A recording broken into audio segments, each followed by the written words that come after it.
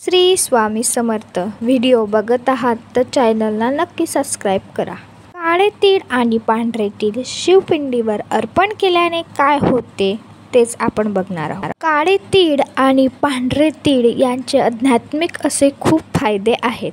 काळे तीळ हे पितरांना सुद्धा समर्पित असतात, पण काळे तीळ हे भगवान शंकराच्या पिंडीवर अर्पण केल्याने त्याचा आपल्या परिवारावर आपल्यावर कोणता असा सकारात्मक परिणाम बघायला मिळतो तेच आपण बघणार आहोत.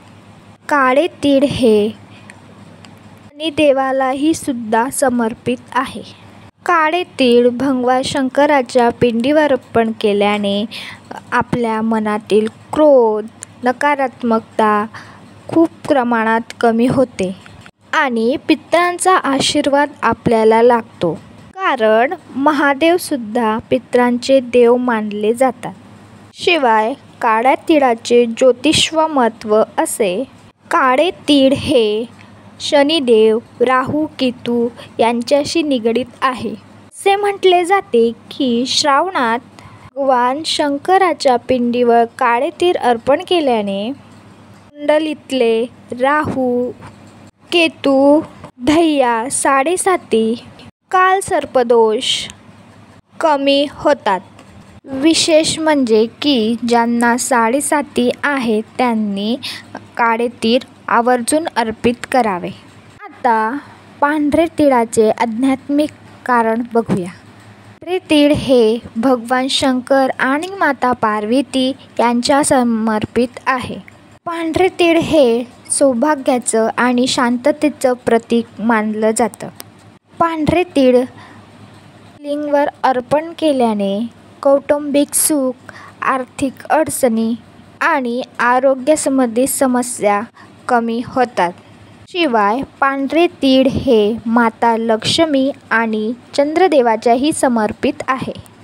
त्यामुळे पांढरे तीळ अर्पण केल्याने धनलाभ आणि मानसिक स्थिरताही मिळते असे म्हटले जाते. पांढऱ्या तिळाचेही ज्योतिष असे महत्त्व आहे. पांढरे तीळ हे चंद्र आणि शुक्र ग्रहाशी संबंधित आहे.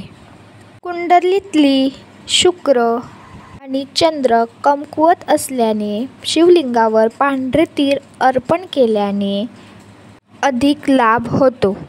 संतती समस्यासाठी पांढरे तीळ अर्पण करावे असे सांगितले जाते. विवाहित स्त्रिया हे पांढरे तीळ आपल्या कुटुंबाच्या संरक्षणासाठी महापिंडीवर वाहिले जातात. तरुणांमध्ये जास्त करून पांढरे तीळच वाहिले जाते. काळे तीळ आणि पांढरे तीळ कधीही एकत्रित भगवान शंकराच्या पिंडीवर वाहिले जात नाही असे म्हटले जाते. काळे तीळ हे पितरांच्या खूप समर्पित आहे. त्यांना पण पितृदोष असेल त्यांनी आवर्जून भगवान शंकराच्या पिंडीवर काळे तीळ अर्पण करावे. पांढरे तीळ हे सौभाग्य, समृद्धी आणि मानसिक तणावापासून शांतता देतात. काळे तीळ हे पितृदोष, साडेसाती, केतू आणि नकारात्मक गोष्टी यांच्यापासून संरक्षण करतात. या दोन्ही तिळांचा पूजेत योग्य वापर केल्याने भगवान शंकर आणि माता पार्वती यांचे आशीर्वाद प्राप्त होऊ शकतात. मात्र श्रद्धा, भक्ती आणि नियमांचं पालन केल्याने जीवनात सुख, शांती, समृद्धी प्राप्त होते असे सांगले जाते. हे दोन्ही तीळ आपल्या भक्तीने, आपल्या श्रद्धेने, मनातील ज्या पण इच्छा आहे त्या धरून हे तीळ वाहिले जातात तर त्यांना नक्कीच इच्छा प्राप्ती होते अशी मान्यता आहे. आणि आपल्या सर्वांनाच माहीत आहे की भगवान शंकर हे खूप भोळे आहेत. त्यामुळे काळे आणि पांढरे तीळ तुम्ही नक्की अर्पण करा. महादेव नक्की प्रसन्न होतील आणि तुमच्या इच्छा नक्की पूर्ण होतील.